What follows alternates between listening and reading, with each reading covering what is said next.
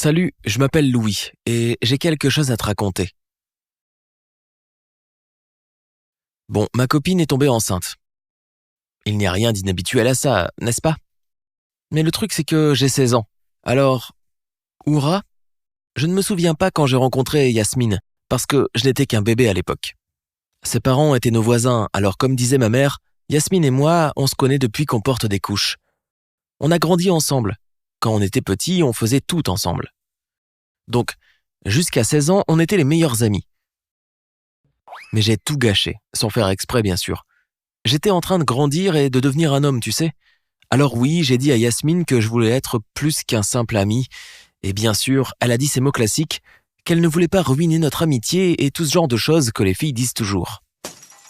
Je me suis donc retrouvé coincé dans la zone des amis. Ou plus précisément, cette zone d'amis que nous avons créée il y a 16 ans.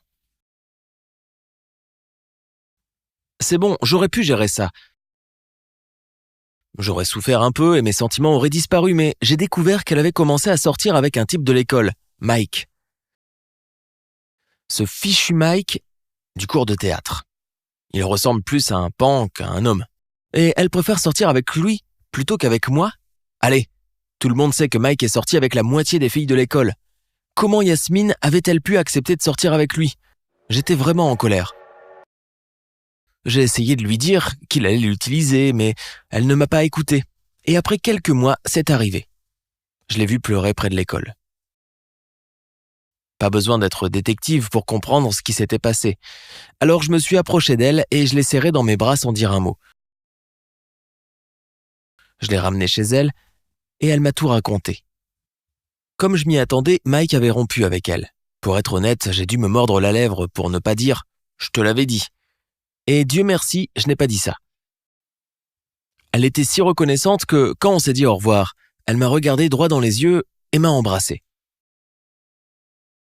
Oh la vache! J'avais rêvé de ce moment et maintenant c'était en train d'arriver. C'est comme ça qu'on a commencé à sortir ensemble. Oh, ça a été les moments les plus heureux de ma vie. On passait nos journées et nos nuits ensemble et je ne voulais pas la quitter ne serait-ce qu'une seconde. Pendant 3 semaines, j'ai brillé de bonheur jusqu'à ce qu'un matin, quelqu'un frappe à ma porte. Yasmine et ses parents se tenaient sur le seuil. Ils sont entrés dans la maison et nous ont appris une nouvelle des plus étonnantes. Yasmine était enceinte. Waouh! Je me suis figé sur place quand j'ai entendu ça. Je me suis assis dans un étourdissement et je ne pouvais même pas entendre tout ce que nos parents disaient à ce moment-là. Tout ce que je pouvais faire était de regarder Yasmine dans les yeux et de voir son empathie. Elle pouvait à peine retenir ses larmes. Mais à un moment donné, elle s'est levée et a interrompu tout le monde. Elle a dit « Je vais garder le bébé ». Nos parents sont restés silencieux une seconde, puis je me suis levé et j'ai dit « Je suis assez grand pour prendre mes responsabilités et je promets de faire tout ce que je peux pour prendre soin de Yasmine et du bébé ». Bien sûr, ces mots ne signifiaient rien pour eux. À leurs yeux, j'étais juste un garçon de 16 ans qui avait fait quelque chose de mal. Après ça, on a eu des tas de conversations et de disputes, mais la décision était définitive. J'allais devenir papa. J'ai compris que nous avions surtout besoin d'argent, alors j'ai commencé à chercher du travail. Malheureusement, à mon âge, les gens ne peuvent gagner de l'argent qu'en livrant des pizzas ou en travaillant dans un fast-food. Mais j'avais besoin d'un travail. J'ai donc travaillé comme coursier, puis j'ai travaillé à la friteuse chez McDonald's. Oui, c'était très difficile, mais dans ma tête, il y avait toujours cette pensée qui me faisait avancer. J'allais bientôt avoir un enfant, et ça m'a donné la force de travailler 24 heures sur 24, 7 jours sur 7. Yasmine traversait aussi une période difficile. Elle était enceinte à 16 ans, alors tout le monde la jugeait, même mes parents. Ils n'ont jamais complètement accepté que nous allions avoir un bébé, et la plupart du temps, ils l'ont juste blâmé pour cette erreur. Par contre, mes parents nous ont soutenus et m'ont même dit que Yasmine et moi pouvions vivre avec eux et transformer une des chambres en chambre d'enfant. Ce soutien était plus que nécessaire, et j'étais très reconnaissant envers ma mère et mon père. Les choses s'amélioraient. J'avais pris l'habitude de travailler dur et j'ai commencé à passer du temps avec Yasmine. Mais elle était tout le temps contrariée. Quelque chose l'inquiétait plus que ses parents et elle ne voulait pas en parler. Je cherchais un moyen de lui remonter le moral. J'ai réussi à consacrer quelques heures par semaine à la préparation de la chambre d'enfant. J'ai peint les murs, posé un tapis moelleux, monté un berceau et acheté pas mal de jouets. J'ai même peint différents animaux sur les murs. Ouais, je sais qu'ils étaient mal dessinés, d'accord. Mais J'y ai mis tout mon cœur.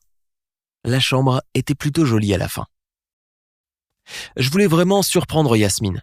Alors j'ai pris un congé et on a passé toute la journée ensemble. On est allé se promener, on a regardé un film et on a fait un dîner romantique. Finalement, elle se sentait un peu mieux et avait oublié ce qui la rendait triste. Et là, c'était l'heure de la surprise principale. Nous sommes allés chez moi, je lui ai caché les yeux avec mes mains et je l'ai conduite dans la chambre du bébé. Quand on est entré, j'ai dit « Notre bébé va grandir ici » et je lui ai ouvert les yeux. Elle a regardé la pièce pendant 1 minute et s'est mise à pleurer. Au début, je pensais que c'était des larmes de joie, mais non. Elle a commencé à s'excuser auprès de moi. J'étais très troublé. Je ne savais pas ce qui se passait. Et puis, elle a finalement avoué. Je n'étais pas le père du bébé. Elle a dit que Mike l'avait larguée parce qu'elle lui avait dit qu'elle était enceinte. Puis, on a commencé à sortir ensemble. Elle pensait pouvoir le cacher, mais sa conscience l'a rongée. À ce moment-là, mon monde s'est effondré. Tout mon dur labeur, toutes ces disputes avec mes parents, étaient de la faute de Mike. Je me sentais utilisé. Elle portait son bébé et je travaillais comme un dingue pour assurer son avenir. Pendant environ 1 semaine, j'ai perdu la tête. J'étais allongé dans mon lit à penser à notre relation et au bébé. Je réfléchissais à ce que je devais faire ensuite. Certaines de mes pensées étaient vraiment sombres. J'étais encore déprimé, mais quelque chose d'inattendu s'est produit. Au milieu de la nuit, quelqu'un a frappé fort à notre porte. C'étaient les parents de Yasmine. Ils avaient l'air terrifiés et criaient que Yasmine était en travail. Il fallait l'emmener d'urgence à l'hôpital. On est monté dans la voiture et papa nous a conduits à l'hôpital. On a roulé aussi vite que possible en enfreignant toutes les règles possibles. À l'hôpital, on a mis Yasmine dans un lit et on l'a emmenée quelque part. Le problème est qu'elle n'en était qu'à son 8e mois de grossesse, donc sa vie et celle de l'enfant étaient en danger. Quelques heures plus tard, je faisais les 100 pas dans les couloirs, essayant de me sortir toutes les pensées horribles de la tête. Je n'arrêtais pas de me dire qu'elle irait bien, que le bébé irait bien, que tout irait bien. Environ 3 heures plus tard, le médecin est venu nous voir et nous a demandé qui était le père de ce bébé. Sans l'ombre d'un doute, j'ai dit que j'étais le père. Puis le médecin a soupiré et a dit « Le bébé va bien. Il est en parfaite santé. Maman va bien aussi, mais elle a besoin de se reposer maintenant. » Le médecin nous a dit de rentrer chez nous, de dormir et de revenir demain matin. Mais je n'arrivais pas à dormir et je me disais « Dieu merci, le bébé va bien. » Le matin, quand Yasmine s'est réveillée, ils m'ont laissé entrer dans sa chambre. Je me suis approché d'elle, je l'ai serrée dans mes bras et je lui ai dit « C'est bon, on va s'en sortir. » Quelques heures plus tard, l'infirmière nous a amené le bébé. À ce moment-là, j'ai éclaté en larmes de joie. Il était si petit et si rose. Je n'en croyais pas mes yeux. C'est comme si tout le bonheur du monde avait été mis dans un seul petit bébé. Je suppose que c'est l'instinct paternel, parce que j'avais l'impression que je ferais tout pour garder ce bébé en sécurité. Peu importe qui était son père biologique. C'était notre enfant et notre famille.